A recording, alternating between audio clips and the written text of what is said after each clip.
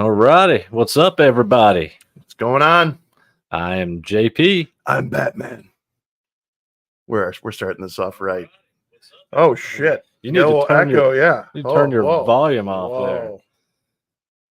Well, we know the timing on the delays now. Anyways, JP and Ryan here today, and we don't have James, and we're your CineNerds. You want to tell them the topic today? Well, let's first, for the people that don't know, let them know that James had a family issue, and so reason it's just Ryan and us tonight. So he will be here. He will be back, hopefully this weekend, or after this weekend. So be good to have him back. But James, we're with you. We love you, buddy, and hope it all goes well. All right. So, what are we doing today? We are talking superhero films. Right. And I think we were going to discuss what is working, what has worked, what isn't working, what hasn't worked, and maybe just discuss some of our favorite ones. It's all bullshit. Fuck it all. It's all bullshit. You're going to hear a lot of strong opinions on this one with me. I'm sorry, but we're in a bad state. But to JP's point, we're going to definitely talk through what has worked in the past, what's going wrong, and how they're moving forward, and what we like and what we don't like. And I guess I'll start it off with a Scorsese quote. I believe it was him recently, as well as Ridley Scott, who said something. Scorsese specifically said that hero movies aren't cinema. Ridley Scott said something to that same effect also, and I understand why, because they're older. They're older directors. They don't like CGI heavy. It's not their era. I understand why. I also agree and disagree. Same here. I mean, I think that there is cinema there when it's done right. Now, unfortunately, Marvel's just as guilty as DC. A lot of the films haven't been right. But let's be honest, though. What was done right, Marvel did far better. In the live action world. Okay. Yeah. Animation. Okay. Now Marvel's making a comeback, which we'll talk about with X-Men 97 for sure.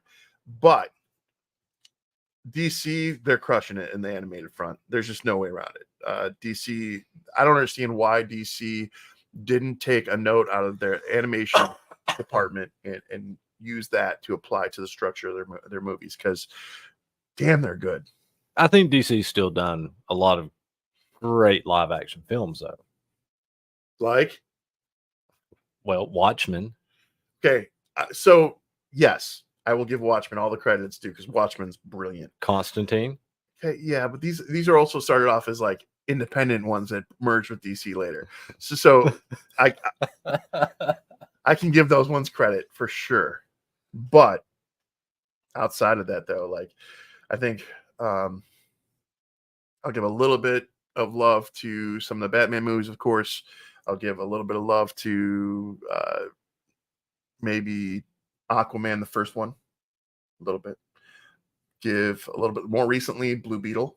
I thought that was one of the better showings, but I also feel like I'm holding that against the low bar. That's a pretty low bar. I enjoyed it too, but it's a low bar. But that's the only reason I feel like I enjoyed it, because I was forced to, because all the other shit was crap before that. So, yeah. Well, I'm probably the opposite. So for you guys tonight, even though James isn't here, me and him are probably going to be opposites tonight, because I grew up a DC fan, and I'm sure you grew up a Marvel fan. Yes and no. Depends on the characters. See, I'm character specific. This is what I grew up reading. I'm not even going to talk about film right now. So what made me fall in love with comic book films was obviously comics. And so what I grew up loving was essentially Superman, Batman is what got me into comics, but very specifically Superman. But then once I got a little older, one of my favorite comic book characters of all time is obviously the Green Lantern. I thought you were trying to flex. I didn't know what was going on. My Green Lantern tattoo. I'm a huge Green Lantern fan, and I am a huge X-Men fan.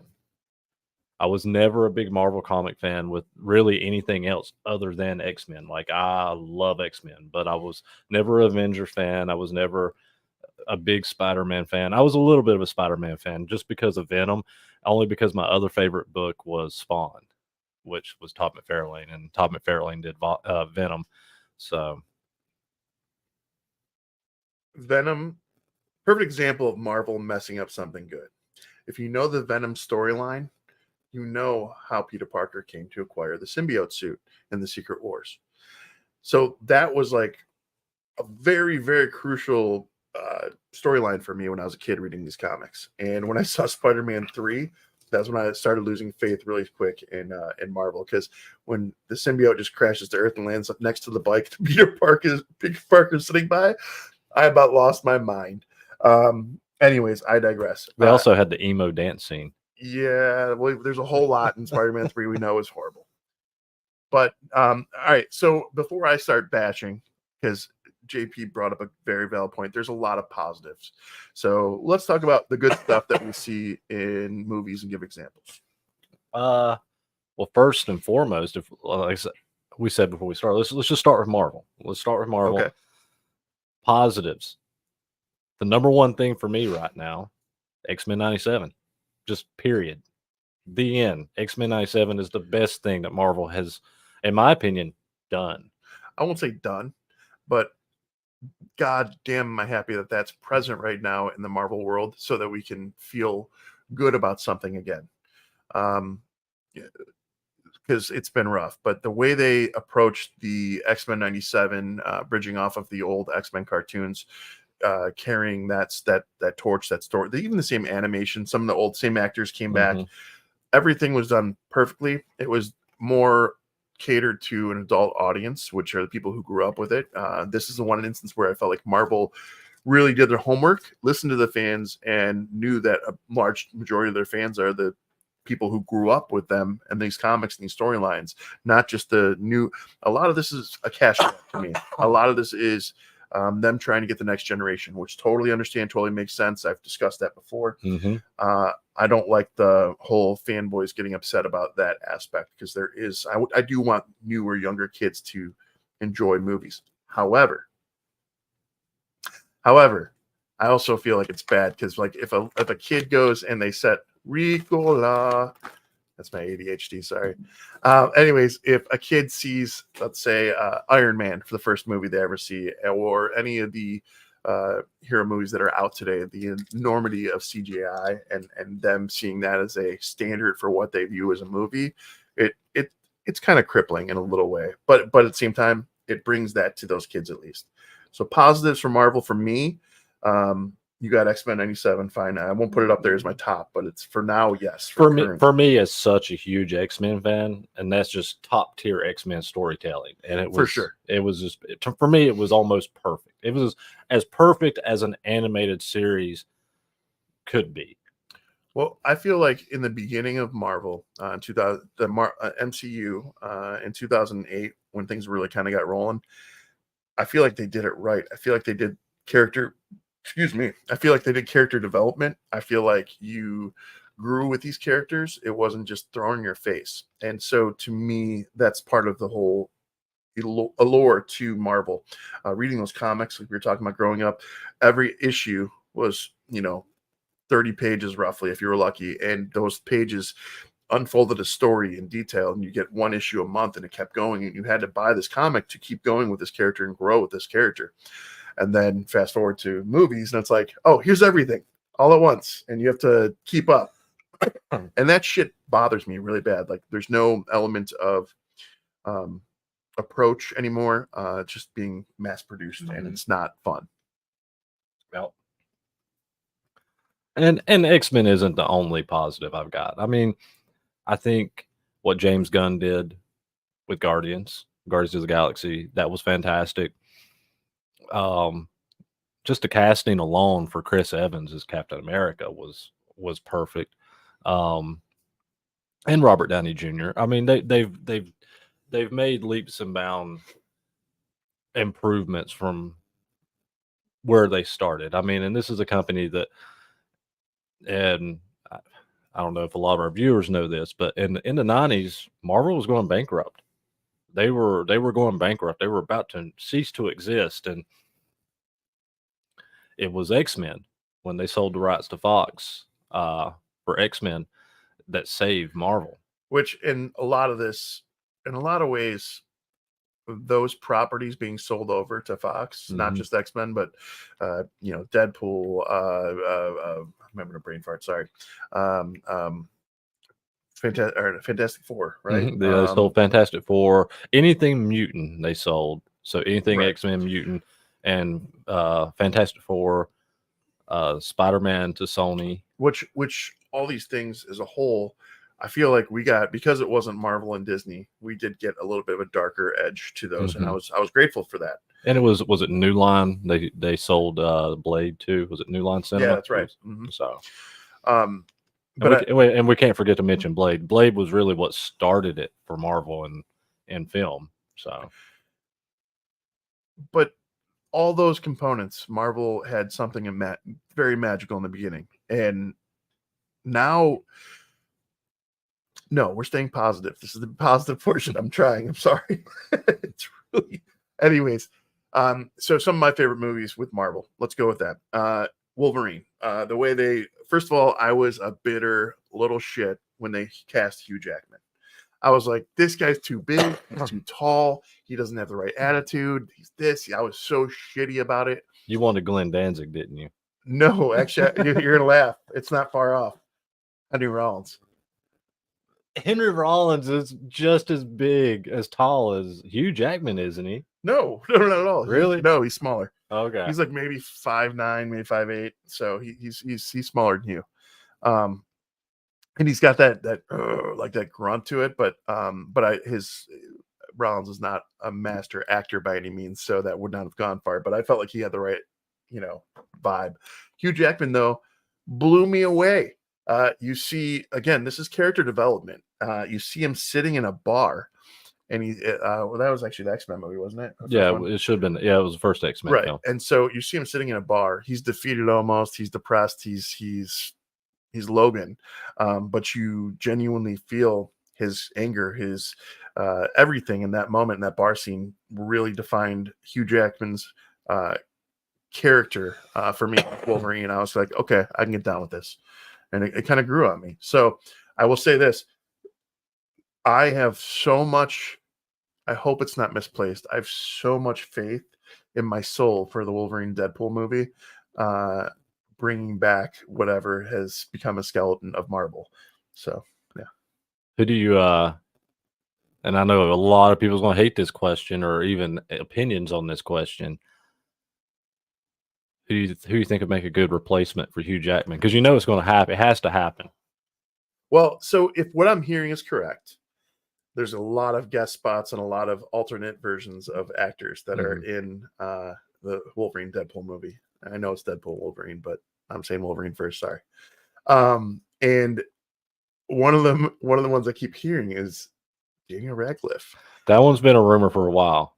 And well, so I'm not opposed, because I feel like because of what I learned with Hugh Jackman, I've always wanted to see a movie executed first before I judge. I don't, because who knows? Maybe he'll be fucking amazing. I don't know. But yeah. if you were to say someone for you, who would it be?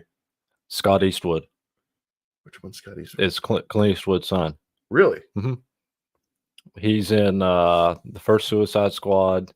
He's looking him up right now. Yeah, look him up. Put some chops on Scott, because I always thought Clint Eastwood, a young Clint Eastwood, would have made a perfect Wolverine growing up. And I think Scott Eastwood, you put some sideburns on him. If I'm being honest, he's too pretty. Well, they said the same thing about Hugh Jackman. They said he was too pretty. Yeah, I guess that's fair. I guess I want somebody who's like more like angry. Like I mean, if I'm being honest, who I really want is Wolverine outside of Scott Eastwood. I don't know where you're going. Don't even say it. Danny DeVito. Oh my God, that's not what I thought you were gonna say. I thought he was gonna say Walton Goggins. That's not a bad pick either. But listen, I'll be real. I mean, I think this is why I agree that Hugh Jackman needs to be replaced. Is he's too old. He's played the character for what 25 years, And he and knows that. they need somebody for longevity to do a new X-Men.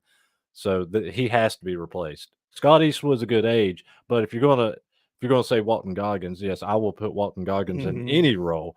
However, Walton Goggins is probably close to he's not quite as old as Hugh Jackman, but he's up there in age too. He's too old to carry that role for longevity.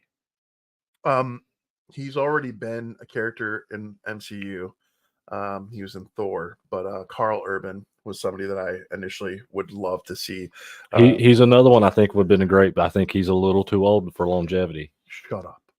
I mean, I'm just no, I get it, and I mean, ideally, we're gonna find someone young. What's the kid from Egon? Fuck, I'm having a brain fart. He was in the like James Bond kind of style movies. Oh, Egon Tarleton or Targeton or oh, that's not who I was thinking of. I was thinking of what's his name? Taron Egerton. Okay, I was thinking of Dylan. What's his name? Dylan O'Brien. Okay, not placing the name. He was in the Maze Runner movies. Okay, he was the main guy in the Maze Runner movies. He was in the Teen Wolf series, which I always thought he would make. Not to jump from Marvel, I always thought he would make a great Terry McGinnis Batman. Yeah, I can see that. Yeah. Okay. By the way, that's a storyline that needs to be explored by DC. You have to do this Batman Beyond storyline at some point here, while we still have Michael Keaton, while we still have some of the classics that could fill those older roles that are from the cartoon, to really give that training to the younger buck. And I mean, the Batman Beyond cartoon is one of the best cartoons that was out there. It was so good. Well, and I've got that signed Bruce Timm lithograph of Batman Beyond in my living room. So I'm a little jealous. I'm a huge Batman Beyond fan. There's a lot of what if possibilities, not referencing the Marvel what ifs, but to that point, and we were talking about Wolverine and Deadpool. Do you think, and I only say this because the Ant-Man giant head in the trailer, do you think we're going to see Marvel zombies in Wolverine and Deadpool? I think if Ryan Reynolds has time in the story to do it, he will do it. But I don't think we'll see it. I'm perplexed and curious about Wolverine's world. This version, this alternate Wolverine, he did something to condemn his world, whatever he did. I don't know, but it's alluded to in the trailer. So I'm wondering if there's some kind of crossover with the zombies in that way, and it happened in his own world. So it could be. I don't know. Speculation, all speculation. You know, we had hoped we got it in Doctor Strange, and we see where that went. Yeah, that was a little rough. Yeah. Now that the first Doctor Strange, that's one of those better movies to me. Well, I still love the second one too, but just the nostalgia that Sam Raimi put in it, the little nods and stuff. Yeah. But I was let down on the fact that there was so much more they could have did with that film. The first one, for me, also embodied that moment like I had with Logan in the X-Men movie, where you had the character develop, and you understood why he was so crushed, why he was trying to go back to save his love, and why he learned these powers, all these things that he went through to try and become this person. And I appreciated that. I thought that was great storytelling. Yeah. And I know I've said this before on the previous episodes, but and I think with Deadpool Wolverine coming out, with Disney doing a R-rated film, we'll see how that goes. We'll see how that goes. But you know, with Born Again coming, Daredevil Born Again, and my favorite, John Baratheon, Punisher. Yep. Coming, because everything Marvel did with the Punisher, with his Punisher Netflix series Punisher, was top tier. So since we're talking about what Marvel's done right to that point, when they decided to put Daredevil, Punisher into this MCU and bridge it over, they did it right. That was something they did right, and that was a smart call. I'm glad they're taking their time with this, and I want it to come out right. It's supposed to be like 18 episodes too. Yeah, it's supposed to be a long run. But me personally, like, there hasn't been a bad Punisher actor for me. The movies No, and the I show. love Dolph Lundgren. I love Thomas Ray Jane. Stevenson. Ray Stevenson was good. But John Barenthal, he definitely embodied the character, fully embraced it, and he's my Punisher. Yeah. He's awesome. He's my Punisher, and that's just the perfect series. Yeah.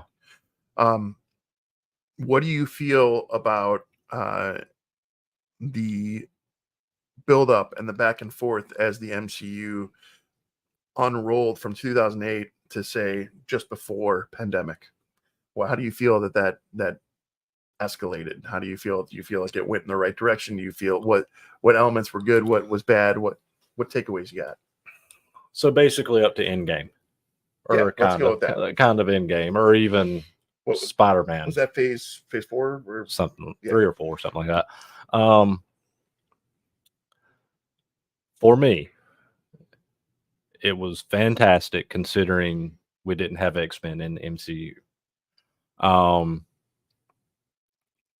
That was always missing for me personally, because like I said at the beginning of the episode, X-Men was the only Marvel comic that I loved. So with it X-Men not being in the MCU through that time period, it was a really hard, that made a really hard watch for me.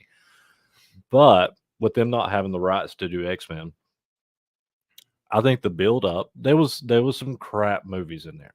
And let's just not sugarcoat it. There was some crap movies that they did in that build up, but the build up to Endgame was damn well near as perfect as it could be. Right, I agree. Yeah, I agree. Going out of Endgame, you could tell they were tapped. You could tell there was not a lot of momentum beyond that. The Spider-Man movie was a No Way Home. Was that the one? The one after Endgame was, or Homecoming? Well, Homecoming was the first one. Yeah. Sorry, I'm mixing up the homes. I can't remember. Yeah. So the third, the second or third one. Third one was the one that came out right after Endgame. No, it was the second one with because they're on the bus, and the third one was the one where all the 3 Spider-Mans were together. Yeah. Was that after Endgame? Mm-hmm. My timeline's messed up. Yeah. Too much saturation in hero movies. Just exactly our point. Because you had the third Spider-Man, and then you had Doctor Strange. The third Spider-Man, for all intents and purposes, the way that they brought all 3 together was done very well. I was actually very pleased with that. It was a lot of fan service, but I didn't think it was a great movie. But the fan service in it was what made it great. So for me, I agree to a certain extent, but I do think that the way that we got Tobey and Garfield back, the way they delivered consistently on screen, fan service or not, it opened up a lot of possible doorways. Well, the fan service with them was the only reason I really enjoyed the movie. Okay. Like between the little cameo with Murdoch, Daredevil, and then everything with all 3 Spider-Mans and all the cast from previous films, and all the fan service. All the fan service in that film was top tier, but the overall storyline. Let me ask you this. So out of the X-Men movies, tell me about those for you. What did you take away from those? Did you like them? Did you not? Do you want to see something different as we get our new X-Men? I want to see something different. Now, I enjoyed, even though almost every X-Men film let me down in the Fox universe, I enjoyed all of them. Even the bad ones. I mean, like X-Men 3, Last Stand was rough. It was rough. Come on. Wait, am I thinking of the right one? No, I'm not. The one with Phoenix. Yeah, no, that one. Yeah, no. X2 is great. That's probably the one you're thinking of. No, which one is the one where they where it had it crossed over? Or no, it was one of those, one of the newer X-Men where we saw Bishop in the film. They had all the future. Oh, Days of Future Past. Days of Future Past. Days of Future Past is great. But the weakest ones was X3 and maybe even First Class. Because I kind of really liked Apocalypse and I kind of really loved Days of Future Past. I even, as watered down as Dark Phoenix was, I still enjoyed it. I didn't watch it. I'm not gonna lie. I was so disgusted at that point that I couldn't watch it. New Mutants was a letdown, a complete letdown, because it should have been rated R. It should have been more of a horror film, but the whole ending of it kind of made that film for me. So I kind of enjoyed New Mutants as well. Interesting take on that one. And then obviously Wolverine Origins was a hard pill to swallow. Okay. Yeah, with Deadpool. What do you think about Logan? Logan's fantastic. Okay, good. Yeah, no, yeah. Logan's probably the best thing we got X-Men wise. I agree. It was so phenomenal. Even better than Deadpool and Deadpool 2. So you've heard me talk about Wolverine or Logan. For me, and JP and I've talked about this, you know, he was an X-Men comic guy. My first comic ever was Wolverine. From the time I was 6 years old and on. Actually, the same age at 6 when I saw Return of the Jedi for the first time, and I also discovered Wolverine, and I was hooked. I just love. There's something amazing about this angry man with steel claws, at least steel to a 6-year-old at that time.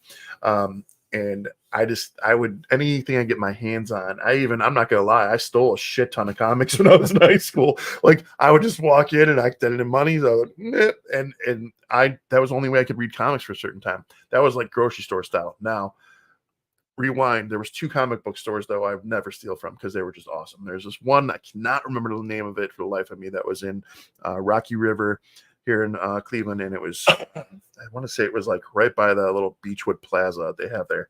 But regardless, I'd go in there, and the vibe that people get when they go to a barber shop and they all sit around and chat, that was the vibe you had when you went to this comic book store. So we talk about everything. I remember chatting through the death of Superman. I remember chatting through all the comics as they come out. Every week on Wednesday was like a ritual. We'd all go there and we'd chat through these things, and it was awesome, and tell each other about new different comic storylines. So, but Wolverine sparked it all for me. Yeah. All righty. So we'll move on. Or you got anything else for Marvel? Let's go to DC. Let's go to DC. Yeah, because we got a limited window, and this is the topic we could go for a long time about. And we still got to get to what we don't think works, and that could get that's long. Get dicey. Yeah. So, what worked for you in DC? The animation. You saw the success of. You know what? I'll take it back. I enjoyed. I did talk about this earlier. Batman films, they work. I'm talking about the recent era with the Batman vs Superman and all that, and Aquaman, and they tried to bring it up to Justice League. That was the shit show for me. But I liked I liked pretty much most every instance of Batman, despite some people's opinions. There's some that can't stand the Batman and Robin. There's some that can't. But I loved all those. More recently, the one that I did like that worked well was Joaquin Phoenix's Joker. I thought that was brilliantly done. I definitely was structurally equivalent to what's the other De Niro movie? Taxi Driver, or not Taxi Driver, but even De Niro knew it too. It was like a Kings of Comedy. Yes. So there were so many elements of it that were done right, and Joaquin Phoenix definitely he just delivered on all fronts. I wasn't sad about any part of that. Is it how are you saying his name? Jacquin? Is it not Joaquin? Joaquin. Let's call him Jay.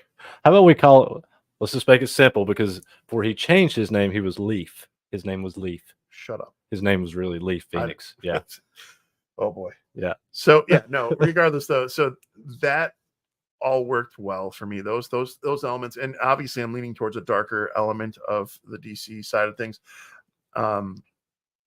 I like the casting as well. I like casting as far as DC. I just don't like execution of how it came through. And you know what?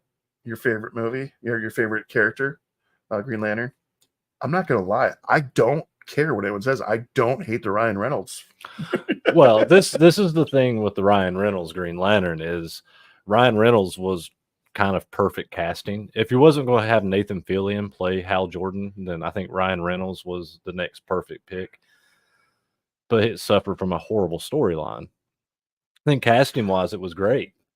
And yeah, what works for me, like everything animated that DC has done, all the way back to the early 90s with sorry, Rick, Joaquin Phoenix. Yeah. I like how you spelled that out like a wah. Even all the way back to the early 90s with um, the Batman animated series, the Superman animated series, the Justice League and Justice League Unlimited, even all the way back as far as those animated series to current, like the new 52 animated series with uh, the Super Sons, and you got Batman, the Damian Wayne Robin with Batman and Justice League, and I can't remember. There's so many of them now. I can't remember all the titles. I think there's like there's the Apocalypse one. There's the Constantine stuff like the Justice League Dark. All that I stuff have is a great. serious question because so I ventured a long time ago to try and watch all the DC animated in order. Yeah. I got maybe halfway through, and then I sort of fell off, and I haven't gone back, and I got to get back to it. But I have watched them all in order. well, my question for you is this: one of my favorite story arcs ever told in DC is Blackest Night. Mm-hmm. Did they do that in some fit? No, No. we need that. But you get. Have you watched just the two Justice League Dark films? I believe, yeah, I did watch that Because the second one that goes more in the magic world, right? Yeah. Especially the second one where Earth is just completely basically destroyed by Darkseid, and it's Constantine has to save everybody. But great films. What? So you said Darkseid, so now I got to go there. Yeah. The Justice League film that was released in the Snyder Cut. Opinions. Theatrical was garbage. The Snyder Cut was damn well near a masterpiece, as close to a masterpiece as he could have gotten. And I'll just say I'm not a big Zack Snyder fan, especially after Rebel Moon, because fuck that movie. I disagree. I like Rebel Moon. Horrible movie. And I won't even watch the second one, and I've heard the second one's even worse. I heard it's even better. I heard it makes up for the first ones where it fell short. So to me, I watched the Snyder Cut an hour at a time. I did it like a series, and you know what? I appreciated it a lot from that. But as far as a movie, nope, unfucking real. Like, why? This is where I've vented about this numerous times before, and I'll get back to it when we go to the shit we don't like. But the editing situation in this fucking industry is stupid, and I know that was the point for this, but I watched it in baby steps. So, but more so than anime, since we've kind of you just kind of said animation. Their films have been problematic. I mean, it's just Zack Snyder sucks. I'm gonna say it. I don't care. Everybody wants to say save the Snyderverse. I don't want that. I loved Henry Cavill. I love Batfleck. I love the cast. I love Gal Gadot as Wonder Woman. But let's just be real. The director sucked. I even enjoyed the films. I love Man of Steel. I did enjoy the films, but the directors sucked. The editors sucked. Don't save the Snyderverse. Let's let James Gunn save the DCU. He's not gonna save shit. He's gonna make it worse. James Gunn, no. I don't think it's gonna go well. I think it's gonna be fine. And I will make this argument for everybody, because since I'm on the soapbox of Zack Snyder kind of sucks, and he ruined a lot of films that could have been great. Everybody mad that Henry Cavill isn't coming back for James Gunn. I'm good with that. I'm good with it. And anybody that wants to argue, well, he's the perfect Superman, I'm going to say, and this is my other positive for DC, is if Henry Cavill is your favorite Superman during this modern time, then you really missed out, and you obviously did not watch Superman and Lois, because Tyler Hoechlin, or however you say his last name, is the most perfect Superman we have had since Christopher Reeve. He's a much better Superman than Henry Cavill, and you got 3 seasons of him being Superman and a fantastic Superman. And I plead with you to go watch Superman and Lois, because that series is fucking phenomenal, and it's one of the better things that DC has done live action. Period. Well, first of all, Jeremy, what were you saying with how can you say that when Idris Elba exists? I don't know what that was referring, so let me know. And then also the Rick and the Whole Damn Enchilada podcast just mentioned, a big thing that I'm excited for as well is Superman, the new Superman being filmed here in Cleveland. Yep. So it's I'm looking really, really forward to that. I hope a lot of good things from that. Now, I spoke to Gunn being I feel like DC is almost unsavable at this point. I'm hoping not. I'm hoping that when I watch these films, I'm like over the moon about it and I'm fucking happy, but I don't This is all I'm jaded. This is what I'm gonna say about James Gunn. Number one, I'm a huge James Gunn fan. Anyway, I was a huge James Gunn fan before Marvel because he worked for Trauma Films. He wrote Tromeo and Juliet. He did another one of my favorite horror films, Slither. I love Slither. Slither is awesome. He did the Super. He's done so many great films. But he copied up Night of the Creeps, whatever. Doesn't matter. It was still great. Yes. He went to Marvel. He's proved what he could do in Marvel. But when he came to DC, he did the second Suicide Squad film, which I thought was fantastic. It was a fun film. But more so than that, James Gunn took not even a B character. He took like a C or D or maybe even an F character that nobody's ever heard of. I don't know who Peacemaker is. And put John Cena in a role as Peacemaker, did a TV series, and the TV series Peacemaker is fantastic. I agree. Yeah, I do. That one's good. So I have a lot of faith in James Gunn. I'm not gonna knock James Gunn all day. And he's got an amazing neighbor. Do you know who his neighbor is? Mark Hamill.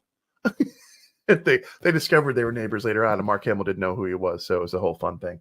But I don't know where DC is going to go. I hope it's a good thing. And I am laughing, by the way. Jeremy said he was referring to the previous comment.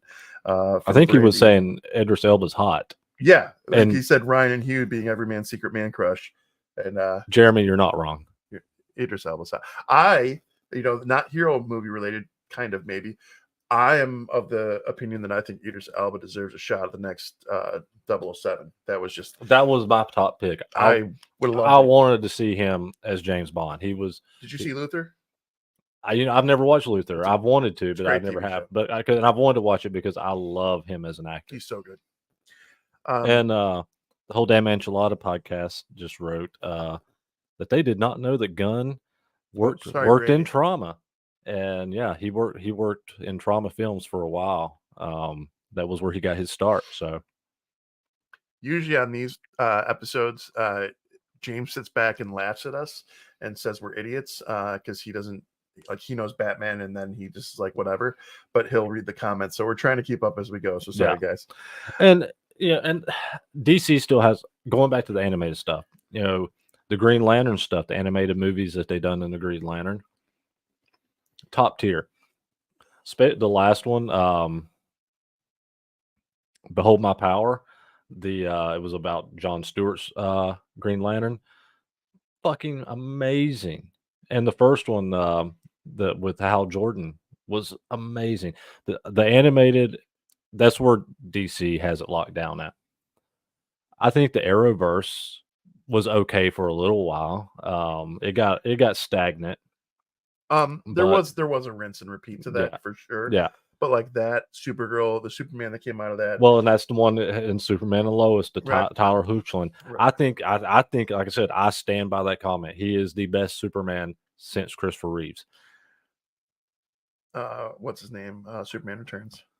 Brandon Routh. Yes, I love Brandon Routh too. I loved him, and I loved when we did they did Crisis on Infinite Earths in the Arrowverse. Where he played the Kingdom Come Superman. Yes, I love that. And it was so spot on. It was great. All of Smallville Superman came back for that.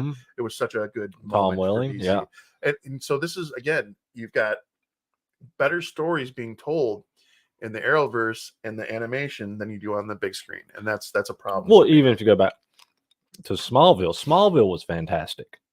And if you're a fan of Smallville, then you'll love Superman and Lois, the series, because it's essentially a more grown up Smallville, more modern, with a better Superman. Yeah, I can see that. I only watched the first season Mhm. of Lois and Clark, and Not Lois and Clark, Superman and Lois. Superman and Lois. Sorry, Yeah. mixing up Superman's. Yeah, because we don't want to talk about Dean Dude, Cain. I won't diss him. I'm not going to diss He's him, probably but my lowest ranked, but he's not. I don't think. I don't he's know. bad. Did you ever watch the Superboy TV series that came out in the 80s? Maybe. That would be my lowest. Okay, well, I'm not including Superboy. I'm talking Superman. But no, as far as what was it? I saw it was a meme, and it was talking about they're complaining about the new casting, and they were saying that he's I think he is one of the tallest or shortest. What was it? One way or the other. Anyway, no, they were saying that he was one of the shortest Supermen. And they didn't do the meme accurately because Dean Cain was definitely the shortest. Yeah, no, he was the shortest, and they even put his boots. They had like thick bottoms on them to make him taller. Yeah. Lifts. Yeah. Lifts. But there's still good. Like I said earlier at the beginning of the episode, Watchmen. You got Constantine. Some of those early DC films were good. Even The Losers was good. So many of these are solid and amazing films, but they're not because they're not tied to the core. That's where you don't think about it like that. The unfortunate thing that makes the DC horrible is the fact that they did not have somebody worth a damn to do something cohesive like Kevin Feige did the first, I don't know, we'll say 10 years of Marvel MCU. They didn't have anybody to really put that together. Now we got James Gunn. You don't have a lot of faith in him. I can already tell, but I have a lot of faith that he's gonna get it together for us. But I hope so. I hope so. But that's the only issue with DC. I think the stories are there. They're just not putting a cohesive story and making good films. Well, that's the thing too. Like, so DC, when they started doing the whole process of building up the Snyderverse or the Justice League, essentially, is the versions we got. I felt like they saw a successful formula with Avengers, Mm-hmm. and they realized how behind they were, and they jumped to it. It was like now, Mm-hmm. and the spewing pile of shit that ensued afterwards is what starts my infuriation. Yeah, and they didn't. And I get it. That was probably Warner Brothers telling Snyder, it has to be out there now. We got to get this done now. Yeah, we can't be behind. We're too far behind already. And they should have just been more patient. Sacrifice story. They sacrifice building. They sacrifice all the character development you need to have it be essential. Okay, so we're getting into the negatives now. So let's. I was starting to move along. Let's just move. You want to stay into DC and go negative and come back to Marvel? I can just lump it all together, honestly, because it's similar to me. Yeah. So what's not working? Obviously, what we're talking about, the cohesive story, the actual structure of anything in DC, it just sucks. Hopefully, James Gunn fixes it. And I lost my train of thought. So, all right, I got you. So here's the deal. And you can attribute some of the numbers that you're seeing to the pandemic itself and how it affected box offices. But basically, since Endgame came out, the numbers have, if you look at a graph, the numbers just go like this. The attendance, audience of people coming out, the amount of crap we're getting in the stories, it's just unfolding in a bad way. And hear me out when I say this. So please listen through, because I'm not saying this to piss off the ladies out there.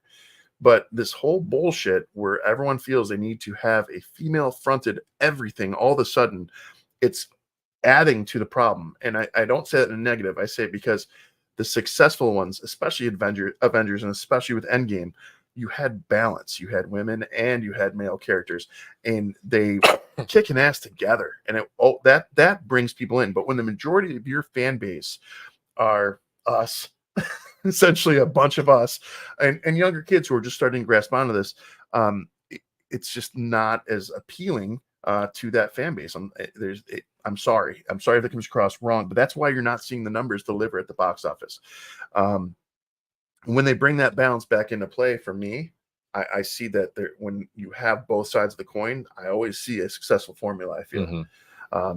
But and to go off what you're talking about, that is one of the biggest negatives I have with Marvel right now is everything has an agenda, some kind of political correct agenda. And personally, I don't mind. I don't care. I'm not going But to it's be. got to be a good story. It's got to be a good story, but even more so than that, this is how I see it.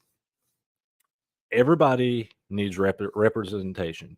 You need to have a Hispanic superhero. You need to have a black superhero. You need to have a female superhero. You need to have But we have that. A, B, C, D, all the way to X. However, when you have something like the Marvels that is coming out and saying, well, we're not making this movie for you, then it bombs. And then they come out, well, you didn't like this film because you're sexist.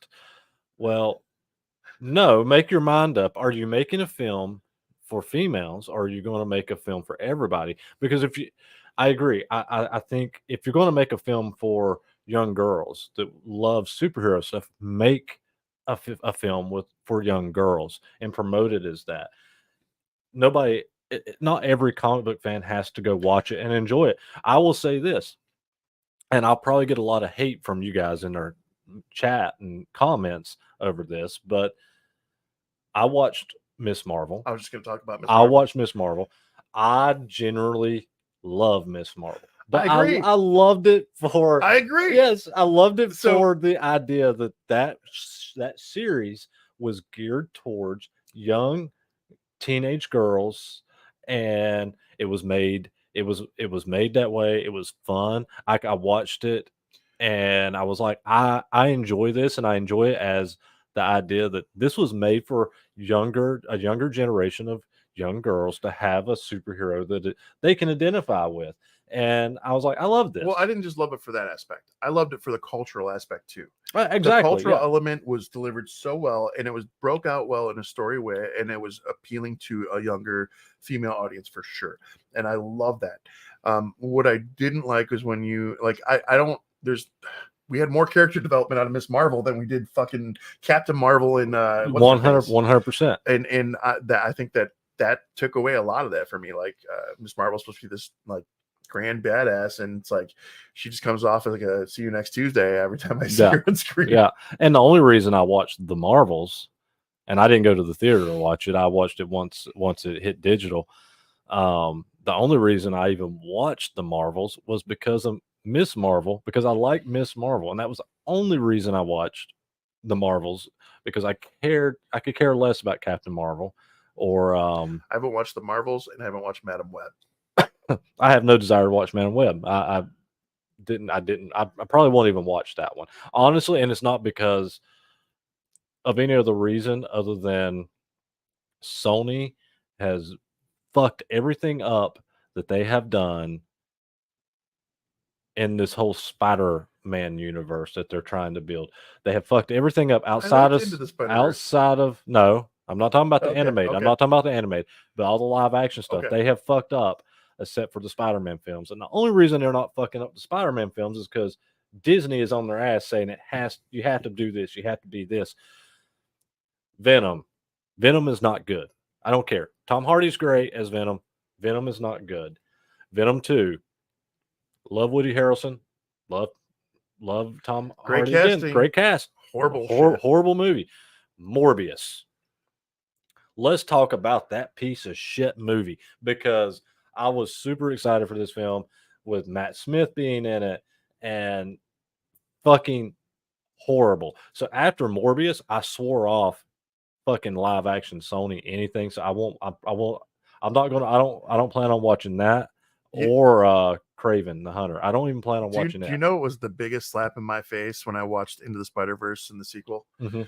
Was when you see Donald Glover in the movie and he's trapped and he's supposed to be a version of the Prowler. For those of you who don't know, Donald Glover's Childish Gambino. Donald Glover at one time really badly wanted to be I'm a brain fart. one of the best Spider-Man. Yeah. Miles Morales. Yeah, he wanted to be Miles Morales, and when he was younger, he would have been Miles Morales. He was so vested in it, and his original hip hop stuff used to all be nerd rap, and it was all about shit that we liked. So when they kind of snubbed him, he did a song about it. He's got lyrics there, everything saying "Look at me now" instead of basically they shit on him, and then they put him in that movie in that role. He took it because he wanted to be part of it, but that bothered me because I was like, that's what could have been. That would have been great. No, he would have been great as Miles Morales, and I do love the animated Into the Spider-Verse films. Those are my good. son grasped onto those hard. He loved them. So those are good. And the first one, I think it was nominated or it won like the Academy Award for like best animated film that year or something. Yeah, it was outstanding. And when I saw that it was nominated, I was like 100% agree. That movie's that good. Yeah. I can't wait for the third one. Yeah. But we're getting into positives. That's the good stuff. I was more mad about the Don Glover thing. Okay, so hero movies as a whole for me. Too many, too much, too short a window. Hollywood, you're fucking out of your minds.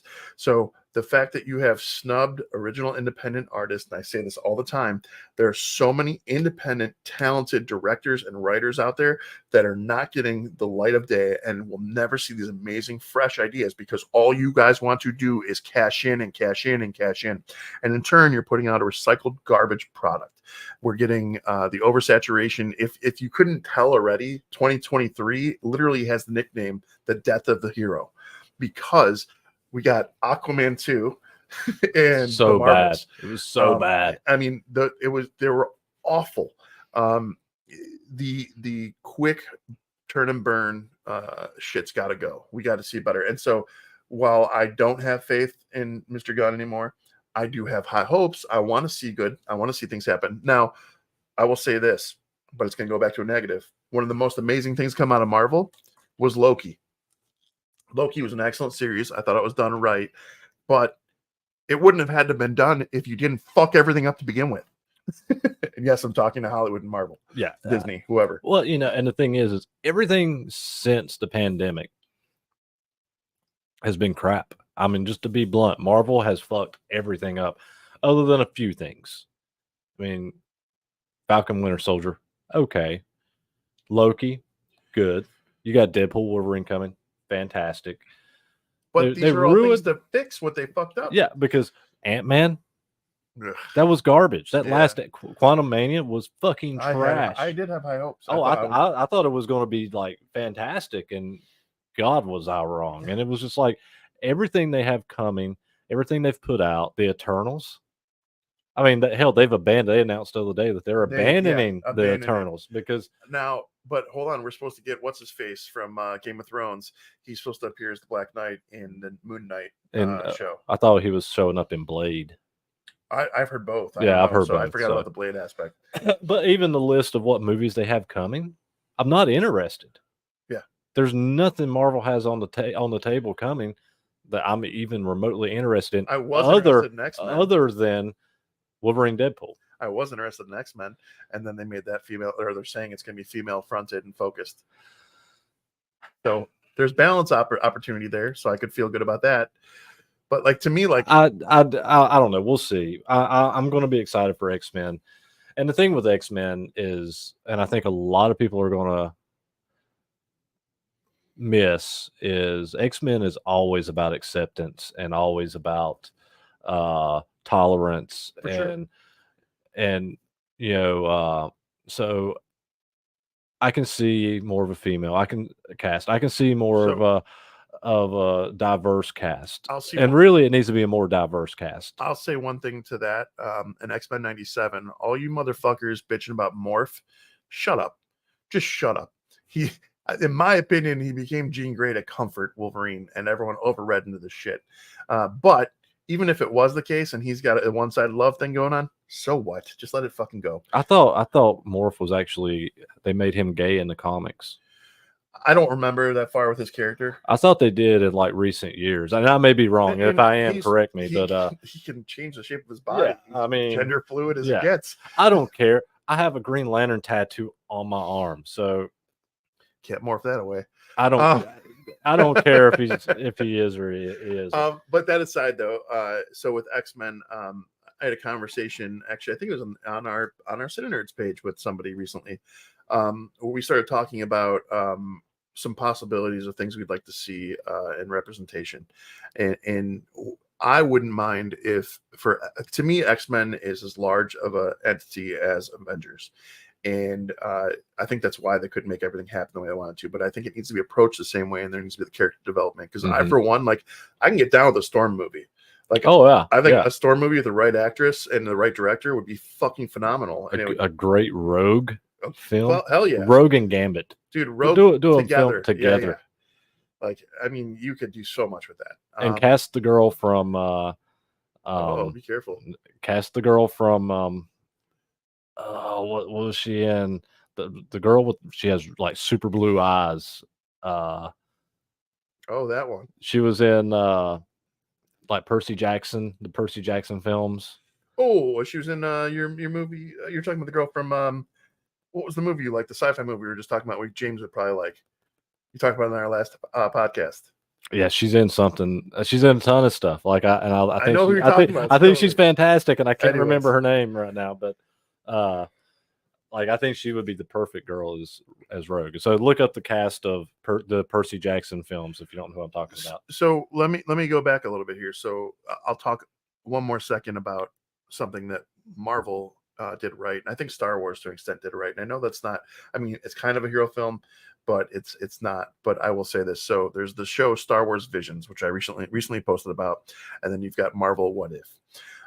I think that Marvel should take the same approach as Star Wars Visions and allow all these independent, up-and-coming directors, writers to give opportunities and stories, tell stories on some of these amazing characters. And then maybe if there's something that really stands out, really jumps out, then start working with that person who's going to give you that fresh new look and that fresh approach that we so desperately need right now. Because I do want to love hero movies. I don't want them to go away. But at the same time, I'm not. The live action bullshit, it's garbage. I'm more going towards animation all day long, and I'm even going back to my roots with the anime. I love anime, and I'm going back to that. Well, you know, and I've said this in the past too. The problem, you know, not giving new directors the opportunity, even new writers, you know, and that's been a problem. And you want to make films to be diverse. You don't have to make it so blatantly obvious. You can look at what they did with Alien, with Ripley, that character, strong female character. I mean, you didn't have to be told. You didn't have to be told in all the promo. The film came out and it was great storytelling. You know, look at Terminator. Look at Terminator 2. Linda Hamilton. She was such a badass in that movie. I agree. But so that gives your balance though to me. Yeah. And honestly, if I'm gonna be forward about the Ripley scenario, I feel like Bishop was her counterpart. Oh yeah. And so I do feel like there is always room for the balance. I feel like but again, you're right. That storytelling and then that writing matters so greatly. Or if you go to a newer film, and I'm sure what comes out this weekend is going to be just as good. With Furiosa. Fuck yeah. Fucking excited for Furiosa. I'm going to see that in IMAX. I haven't seen a movie in IMAX. I think I've seen one or two movies in IMAX. I'm going to that one in IMAX. Yeah. And my son's excited to see another Ryan Reynolds one, the If movie about imaginary creatures that are real. Oh yeah, yeah. So we're going to check that out too. So I think James said he was taking Lawson to see that as well. So we can chat back on that and report back in. But I don't know. I'm pretty bitter. I'm sorry if it didn't come across as bitter, but like there's a lot of things that need to be fixed as we move forward into this next hero phase. Well, the problem is it needs to be fixed, but they have no characters. They don't even have any really. Marvel doesn't have any really great actors in the MCU right now. Well, I mean, there's some. Don't get me wrong. There's some. You're right. No. You hit it on the head for me. But they're not even just writing the actors in these roles, and I hate to keep talking about her. Let's look at Brie Larson. She's a horrible actress. but not even so much her. I mean, you look at everybody. I can't even think of any other characters' names right now, but everybody they've introduced, I've not enjoyed. To your point of the casting of some of the newer stuff, especially, um, I think it's time for a giant Hollywood reset. I think that we need some fresh faces in there. I think we need some unknowns, some different flavors, some different tastes, and we need to start getting this right. Yeah, I mean, Directors too. even Oscar Isaac in Everything now. everything now, and and he plays was it Moon Knight, whatever his name. Moon Knight, Poe Dameron. Yeah, He's it's been in like so much. and he's another one. He's not that good of an actor. He's just a pretty face. I do dig him. I'm not gonna lie. And he did. So he was like in the Star Wars movies. They were trying to make him the Han Solo guy. And so when he tried to channel that Harrison Ford, I was there for it. I could deal with it. I liked it, but it didn't translate like Harrison Ford. Nothing ever will. No. Yeah. So yeah, I think Marvel at this point they need to wipe the slate clean. They're almost to a point they need to start the fuck over. Well, I'm hoping Wolverine and Deadpool is that. Yeah. I don't know what to expect out of Wolverine and Deadpool, and I think a lot of you guys are in the same boat. We've only been getting little glimpses, little tastes, and it's strategically done so. So the crossover characters, the theoreticals, the who we think we'll see in the movie, the different universes, we'll see. All these things are going to matter, but then how it ends, like so. Sorry, this is a spoiler about Loki, so don't listen for a minute if you don't want to hear it. But Loki becoming the controller, if you will, the main man controlling all the different timelines. That's a huge moment for me. And if Deadpool's involved in that now, I'm curious to see how this is all going to translate. So, one other before because I know we're probably gonna wrap this up here shortly. To move back to DC for a minute. Why? Well, because I want to. I got to make another rant here. We've ranted about Marvel for a while. I got to make another rant here, and this rant will make James angry. DC, for the fucking love of God, stop rebooting Batman. I am so sick and tired of seeing a new Batman every couple years and retelling the story. How many fucking times does fucking Thomas Wayne and Martha Wayne have to die? Please just do Batman Beyond. Give us Terry McGinnis Batman. Give us Keaton as Old Man Bruce. Fucking do it. Stop rebooting Batman. Done with it. Let's hold on. This is a whole nother can of worms for me. The other thing about all these characters, all these heroes, is that we fucking know who they are. They've had comics for years, and most people can do a quick Google search nowadays. Hell, I think James has a pair of the new Ray-Ban glasses that are the Metas or whatever that can look shit up for you as you go, and you just tell it. The point I'm saying, though, is that we can all figure out a storyline. So start a fucking movie where things are already in motion. I don't need. I do want character development. Don't get me wrong. I did say that earlier, but like Batman, that's one of those ones that I don't need the backstory. I just want to see him fucking shit up and let Batman kill some people. Like Batman, that's the whole thing of Batman. He's conflicted because he's going back and forth, and he kills when he feels it's right. That's what makes him a vigilante, but he doesn't kill because he's trying to be good. Do it right. All I'm hearing in my head right now is that those YouTube videos of the Batman. He snaps the thug's neck and he goes, like little comedy things. He goes, oh, look, he's all tuckered out. He's asleep. There's like a YouTube channel where it's just this dude spoofing Batman, and I know what you're talking about. It's great. I keep seeing questions about my tea. Yes, it's extra sweet tea. This is why I'm rambling. Extra sweet midnight cherry C4. I'm gonna vent. Since you said Batman, I'm gonna vent about Bale. I love the Dark Knight trilogy. Don't get me wrong, but for the fucking love of God, why, when everyone finds out who he is, does he keep doing the fucking voice?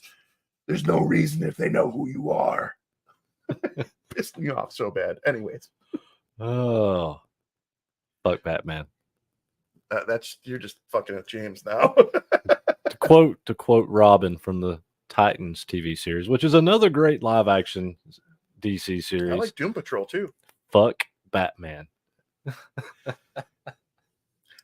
If you have any questions about any of the things we're talking about today, or any of the series that we've discussed or movies that we've discussed, please feel free to sound off in the comments, or you can email us at 3cinenerds@gmail.com. And if you're feeling up to it, we've got a link on our bio on the Facebook page that'll take you to all the platforms that we're streaming on, as well as our little merch store. And get yourself some CineNerds merch. Yeah. What else? Leave us a review. Actually, I had some reviews that were posted on our Facebook page. No. However, my Facebook page has been suspended because they couldn't prove that my identity. I had to like scan a picture of my face today. So I'm waiting to hear back if they're going to accept that my Facebook page of JP Cross is actually me. So yeah, I couldn't access my Facebook. So in the meantime, you can't talk to me on Facebook. You can talk to me. You can talk to him. You can comment on the CineNerds. You can write a review on the CineNerds Facebook page. You can go to Apple Podcasts, write a review, give us a rating, go to Spotify, give us a review. And please do that because I do want to read them. And I know I had some on Facebook, but I just cannot access some of them right now. Reviews do help, so we do appreciate reviews. And you can go in and invite your friends to the page, invite your friends to come over to the YouTube channel, subscribe, go to the Spotify, go to their Apple Podcasts, subscribe. So we got a couple reviews. Sorry, we got Mr. Jeremy Schick. A great show about movies with a great sense of humor and some genuinely excellent banter. Star Wars, Walton Goggins, Star Wars. Well said, Jeremy. And then we got Rick Bolton. Awesome podcast with awesome guys. Well, thank you both, guys. Appreciate the reviews, and you guys are quality, awesome gents.